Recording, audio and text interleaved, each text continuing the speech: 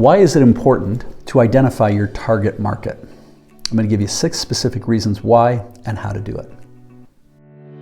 As entrepreneurs and business owners, we know that if we have a clear plan, anything becomes possible.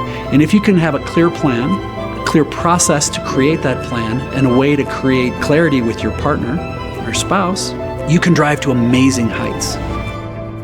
All right, so congratulations for investing the time and energy to figure out first, where do I want to put my marketing dollars? If you don't know who you're going after, what they value and where are they, you're really going to end up wasting time, and a lot of times a lot of wasted money. And trust me, I've blown hundreds of thousands of dollars on bad marketing. So of the 6 key steps, the first thing is to figure out the demographic. Who are they? Who are the people you're going after? Now, in some cases, this may be gender specific, it may be topical specific, it may be industry specific. As an example, for me, with my high-end advisory practice, I tend to work really well with business owners who have a business that's been around for a little while, and they're somewhere in the range of 20 million to 100 million, and they're stuck. Those are the people, man, I get with those guys, gals, I can just crush it. Doesn't matter gender on that specific thing, but it's people who are CEOs in that size range, usually owner-founders, and they have a self-awareness that they need to get stronger. Okay, so the first piece is the demographic there, meaning the CEOs of that size, owner-founders.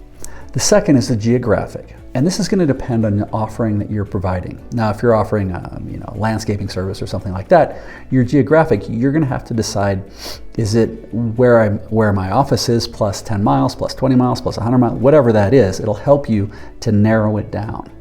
For me, because I work virtually, I live at 10,000 feet buried in the woods in the mountains in Colorado, I can work with people anywhere, but I do put some guardrails on there, because I've had meetings where I met with somebody in the morning early in Dubai, but then I met with somebody later in that evening in Singapore, and if I'm not careful, I can allow my whole day to get hijacked.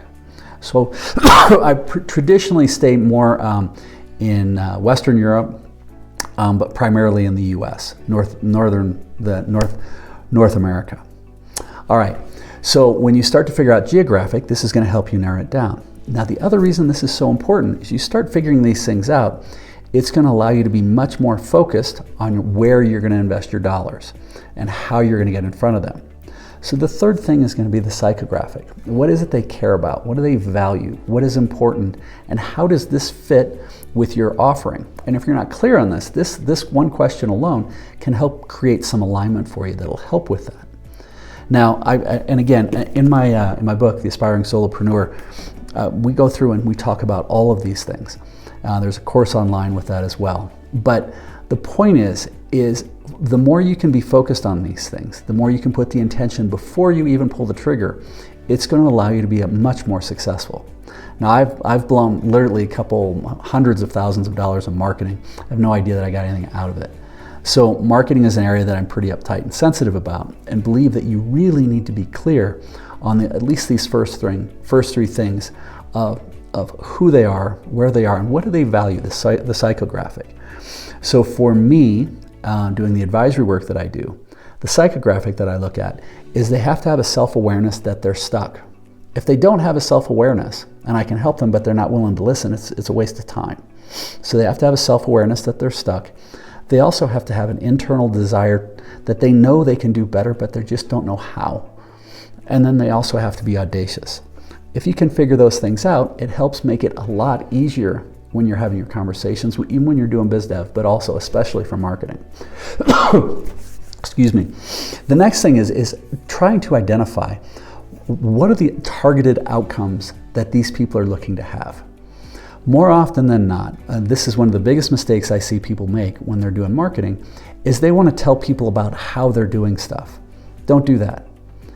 Sell what you're offering. Find out what are the outcomes. So once you understand the demographic, who this person is, the geographic, where are they, and what do they value, then start listing out what are the outcomes that you can provide. What are the outcomes that are going to be of value for them?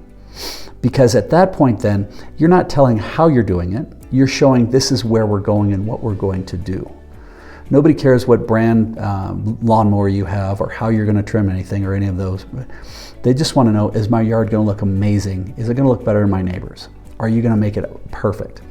How do we do that? And then you feel good and you'll be able to show it off when you have people over for dinner or whatever it is. But figure out, what is the targeted outcome? What are the motivations that people have?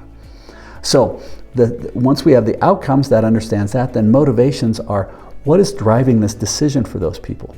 When you, again, if you have that group, your avatar of people you're looking for, it'll help you define, what are those motivations? Is it financial? Is it ego? Is it fear? More often than not, it's going to be some form of fear. It could be embarrassment, it could be ego, it could be a variety of things.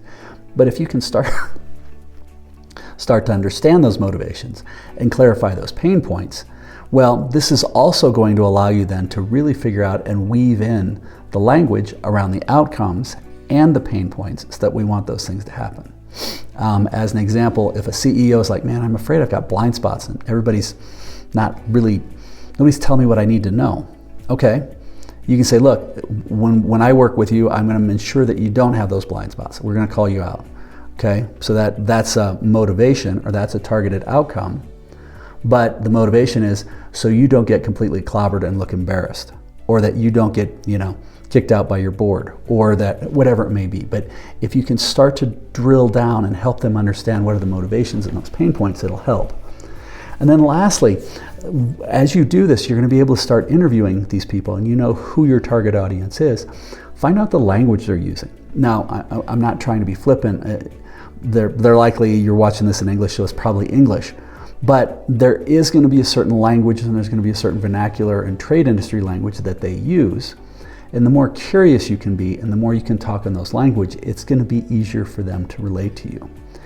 Now, once you have all these things, and you've really gone through and identified who your target audience is, this will then allow you, once you have these steps, to build a great offer and a great targeted marketing piece.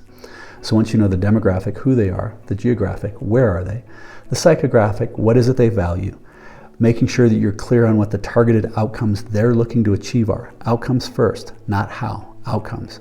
What are their motivations and pain points, and what's the language they're using? When you have these combined, you're going to be able to really tee it up. And this is why it's important for you to identify your target audience.